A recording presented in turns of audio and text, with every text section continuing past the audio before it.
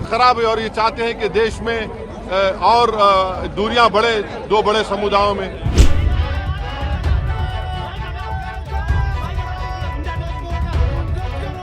दबाएंगे हमें, हमारा देश है ये, सनातनी हिंदुओं का देश है, कौन दबाएगा हमें? हम पढ़ेंगे हनुमान चालीसा, पढ़ेंगे। ये लाखों है, अकेला खड़ा हूँ मेरठ से आके, क्रांति भूमि से आया हूँ, मर जाऊंगा लेकिन इस कानून को रद्द करा के मानूंगा।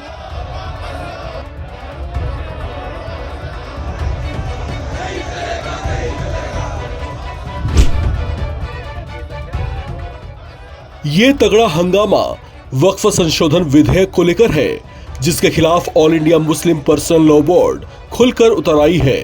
दिल्ली के जंतर मंतर पर खूब जमकर हंगामा होता रहा, जमकर नारेबाजी होती रही, जिसके बीच मुस्लिम नेताओं ने खुलकर पैगाम दे दिया कि इस बिल को वापस ले लिया जाए, वरना वे इसके खिलाफ ऐसे ही डटे रहेंगे। इस पर AIMIM प्रमुख असदुद्दीन ओवैसी ने इसे गैर संवैधानिक बताते हुए इसके प्रोविजंस को मुस्लिमों के लिए दुर्भावनापूर्ण बताया।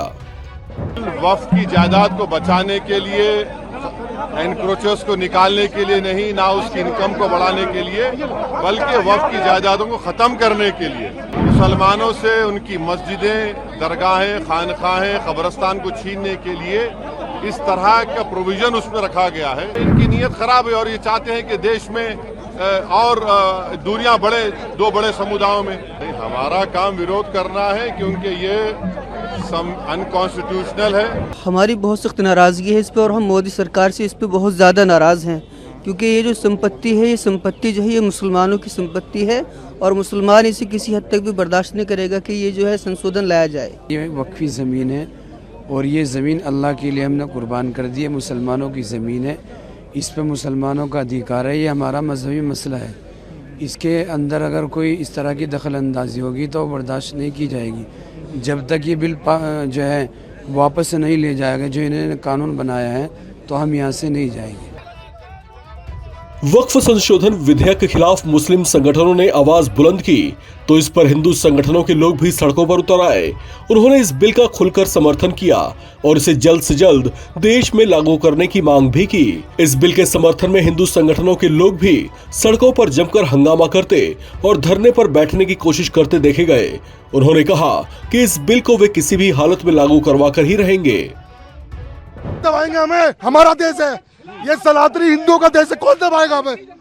जान दे देंगे, लेकिन जैसे ये कह रहे थे ना, जैसे इन्होंने कहा था हम मर जाएं कट जाएंगे, तो आज हम मरने कट रहे हैं, हम मरने कट रहे हैं, हम देखेंगे कौन मारेगा हमें इस देश के अंदर। हमारे जो हाँ पढ़ेंगे हनुमान चालीसा, पढ़ेंगे। देखिए हम बहुत हिम्मत करके यहाँ आए हैं, ये लाखों है, अकेला खड़ा हूँ मेरठ से आके, क्रांति भूमि से आया हूँ, मर जाऊंगा लेकिन इस कानून को रद्द करा के मानूंगा, मांग करूंगा।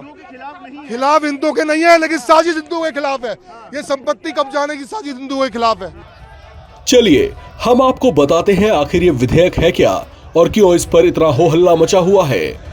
दरअसल इस विधेयक में मुस्लिम महिलाओं और गैर मुस्लिम सदस्यों के प्रतिनिधित्व का प्रावधान करके केंद्रीय वक्फ परिषद और राज्य वक्फ बोर्डों की संरचना को व्यापक बनाने की कोशिश की जा रही है। विधेयक में राज्य सरकार की ओर से नियुक्त किए जाने वाले वक्फ बोर्डों के एक पूर्णकालिक मुख्य कार्यकारी अधिकारी का भी प्रावधान है और जो राज्य सरकार के ज्वाइंट सेक्रेटरी के पद से नीचे नहीं होगा। साथ ही ये भी कोई जरूरी नहीं होगा कि वो कोई मुस्लिम ही हो। प्रस्तावित संशोधन में सबसे अहम संशोधन मौजूदा कानून की धारा 40 को निरस्त करने से संबंधित है, जो वक्फ बोर्डों को ये तय करने का अधिकार देता है कि कोई संपत्ति वक्फ की संपत्ति है या नहीं।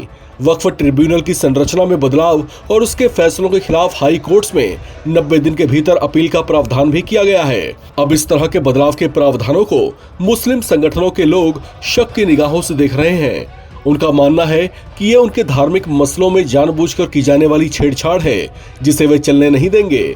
उनकी इस बात का समर्थन कुछ विपक्षी दल के लोग भी कर रहे हैं।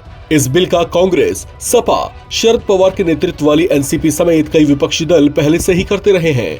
शिवसेना यूपीटी की सांसद प्रियंका चतुर्वेदी ने कहा कि मेरा मानना है कि जब तक वक्फ बिल संसद में पेश नहीं हो जाता तब तक इस पर टिप्पणी करना सही नहीं होगा। ये अभी पेश नहीं हुआ है और इस पर जिस तरह की राजनीति हो रही है वो भी दुर्भावनापूर्ण है। देखिए वक्फ बिल जो है जब तक वो पार्लियामेंट में पेश नहीं होता है तब तक मैं मानती हूं कि सभी को अपनी टीका टिप्पणी करना ठीक नहीं रहेगा, या अभी तक टेबल नहीं हुआ है, और जिस तरीके की पूरी राजनीति उसके इर्द गिर्द हो रही है वो दुर्भाग्यपूर्ण है। हमारे अरविंद सावंत जी बकायदा उस कमेटी में थे जहां पे ये चर्चा का विषय बना, उन्होंने अपनी बातें रखी हैं, शिवसेना का स्टैंड रखा है और उसी फोरम पे शिवसेना अपना स्टैंड रखती रहेगी।